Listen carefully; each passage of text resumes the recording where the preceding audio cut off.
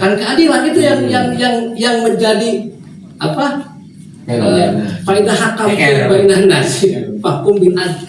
Ini yang membedakan antara kalau bicara soal ritual pasti rujukannya semua kalau tidak Yahudi, Arab, Jahiliyah itu pasti. Makanya tadi saya katakan siapa yang membuat Masjidil Haram kan bukan Nabi, kan bukan para sahabat.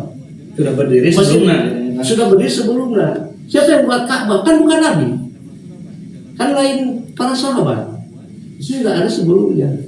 Dan orang Arab itu mencintai Ka'bah ini lebih dari ya sama artinya. Yang musyrik dan sebelum datang mereka itu sama mencintai Ka'bah ini luar biasa sampai rela mengeluarkan menumpahkan darah merebut hajat aswad karena saking mencintainya. Bukan ajaran Islam itu ajaran gitu kan. Lebih bukan ajaran Islam itu ajaran Arab, agama Arab Jahiliyah. Jadi kalau orang mau jual domba, mau jual muni, mau jual kebun, mau jual sawah, hayang haji eta ngerasakeun Islam, eta ngerasakeun agama Arab Jahiliyah. Selalu ada orang Jahiliyah gitu. Berarti tidak bernilai. Tidak bernilai karena makanya Nabi itu justru melarang haji ketika perjanjian Hudaybiyah.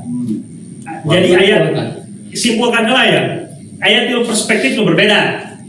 Islam harga mati, Pancasila kontemplasi dari nilai Islam. Nah, abis sepakat Islam itu harga mati. Pertanyaannya mana anu disebut Islam? Ya, perspektif ketiga, Kang Jaki lebih menanyakan secara fundamental Islam mana anu di harga matikan gitu. Jadi ada Islam sekedar itu nanti boleh gitu. Orang yang Islam harga mati tapi di harga matikan teh sholat lima waktu misalkan. Karena Jahiliyah aja bisa sholat. Iya, karena sebelumnya Arab Jahiliyah itu sudah sholat. Ara'aital ladzi yukadzibu fiddin, fadzalika alladzi yamudati wala yudaram wal yahudu ala ta'amil miskin fawailul lil musallin. Iya, aya hal yang lebih menarik Kang Aceng. Kang Teguh menyebutkan bahwa ketuhanan yang Maha Esa adalah kontemplasi dari aturan Islam walaupun secara dekapah gitu Kangnya, tapi tetap nilai Islamnya dicanak gitu. Kapan itu? Ya, tapi nilai-nilai Islam dicanak ini dalam konsep kepancasilaan.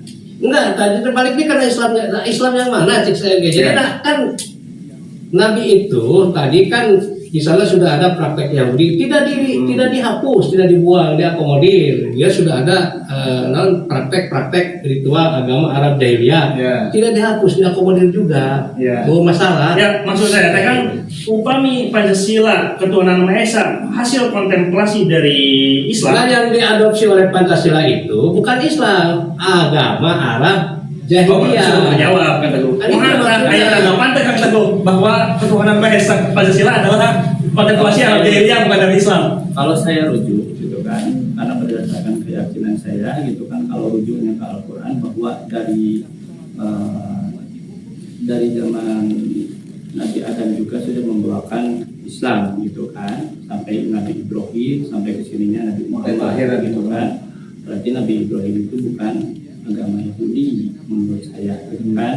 Tapi tadi kalau dari Kang Jaki sendiri, ketuhanan yang Maha Esa itu sejak zaman Nabi Ibrahim. Artinya munculnya ketuhanan yang Maha Esa itu dari Nabi Ibrahim. Nah kalau menurut saya Nabi Ibrahim itu Islam menurut saya. Tapi tadi menurut Kang Jaki mah Nabi Ibrahim itu Yahudi beragamaannya gitu kan. Dia itu tinggal dikembalikan gitu kan. Kalau tadi ini dari Kang Jaki ketuhanan yang Maha Esa itu dari Nabi Ibrahim, bukan dari saya kan ya. Tuhan yang Maha Esa yang menyebutkan Kang Jaki bahwa Pancasila itu sudah sebetulnya ada sejak zaman Nabi Ibrahim. Artinya mengikuti mila Nabi Ibrahim, mengikuti juga kepada sistem dan aturan Islam. Walaupun nanti agama lain mengklaim bahwa itu ajarannya juga. Oke. Ia pertama kali di JMO silakan ulama dan bantu komen bahwa Nabi Ibrahim itu beragama apa. Silakan dalil-dalilnya disebutkan di kolom. Iya, pertama kali akan tentu di JMO ada perbedaan pendapat yang signifikan. Biasanya rata-rata narasumber teh seimbang dan setuju terhadap pengagungan Islam secara totalitas gitu. Kalau mengagungkan Islam setuju. Secara totalitas gitu. Ya. Totalitas Ya. seperti apa kan nanti? Ya, jadi aturan negaranya pakai Islam, tata kelola pidana negaranya pakai Islam, tidak ada kompilasi hukum Islam, kan kompilasi mah ibarat pencampuran cendol jumlah hukum gitu. Jadi Lima total gitu. Jadi bagi saya kan gini yang sudah sangat jelas. Tadi soal yang paling penting itu saja tadi soal apakah Indonesia itu negara Islam atau bukan. Jadi kan Pancasila itu kan tidak lahir di ruang hampa. Karena apa? Karena sebelum lahirnya Republik Indonesia ini kan ada kerajaan Hindu, walaupun sama Bapak Ridwan Said itu dibatas semua, nggak ada yang di Nusantara itu yang namanya kerajaan Hindu, tidak ada yang kerajaan Buddha, semua itu kerajaan Islam, kesultanan. Nah, oke, kan harus berangkat dari sana. Jadi statement Pancasila sila pertama itu kan tidak lahir di luar hampa, tapi kontekstual, karena sebelumnya sudah ada kesultanan Islam di Nusantara. Rakyat Indonesia sudah beragama dan mereka itu semua Muslim. Maka wajarlah kemudian lahirlah pasal 1 ketuhanan yang Maha Esa, karena ada konteks secara historisnya kan begitu. Nah, tapi pertanyaannya apakah kemudian itu istilah nama dengan adanya undang-undang pasal itu kemudian tiba-tiba Indonesia itu bisa disebut negara Islam? Tidak juga, karena ada konteks yang lebih khusus, lebih mendasar dan lebih spesifik. Konteks yang lebih khusus yaitu sidang PKI, di mana di sana ditawarkan 3 opsi: negara Islam, negara Syariah, atau negara Islam. Dan Negara Islam kalau suara tidak disepakati negara Islam itu kan sudah jelas produk sejarah. Artinya secara negara itu walaupun ada prinsip ketuhanan yang Maha Esa ini tidak menjadi gambaran bahwa itu negara Islam. Negara itu negara Islam. Nah, jadi kita ini ya tadi kalau menurut saya lebih tepat disebut sebagai negara sekuler, yaitu negara yang tidak membunuh agama, tetapi membatasi agama di ruang publik. Artinya agama tidak boleh ikut campur dalam urusan kenegaraan. Itu barangkali kalau menurut saya. Bahwa Indonesia itu adalah negara sekuler, tapi negeri para Muslim, bukan negara Islam tapi negeri Muslim. Jadi orang-orang Islam. Tapi kan bukan hanya kepada Islam saja. Yang agama yang lain juga Konghucu juga bebas kalau sebatas persoalan privat, yaitu pelaksanaan ritual misalnya dan sebagainya. Walaupun dulu zaman Soeharto itu pernah disempat juga dilarang barongsai, tapi kan setelah reformasi dibalikan lagi. Karena tidak, ya itu agama lain, kita tidak membahas hal itu.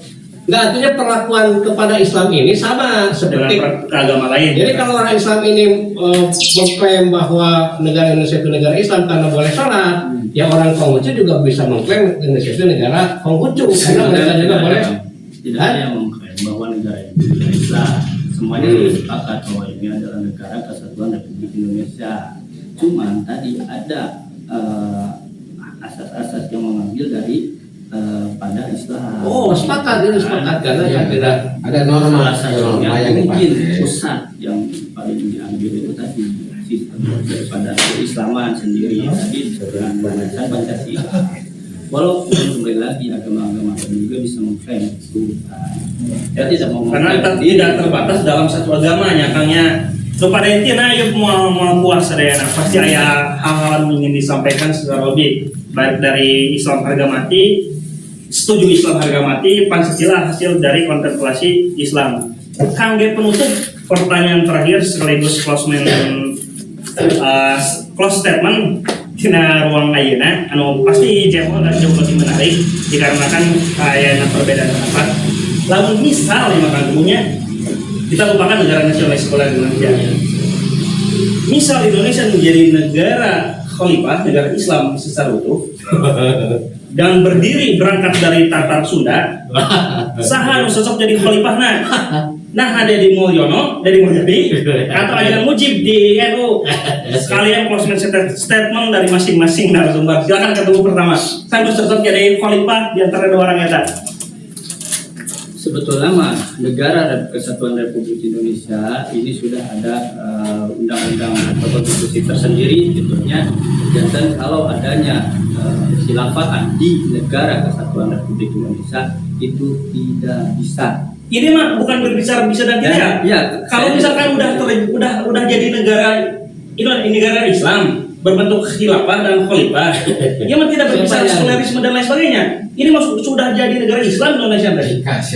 Seandainya, nah yang cocok jadi pemimpin kalau misalkan Islam yang berangkat dari Sunda, Deddy Mulyadi atau Ajangan Mujib atau Cing Mujib dari NU. Pak mun anda yang urang we meh. Ada yang ngobrol juga.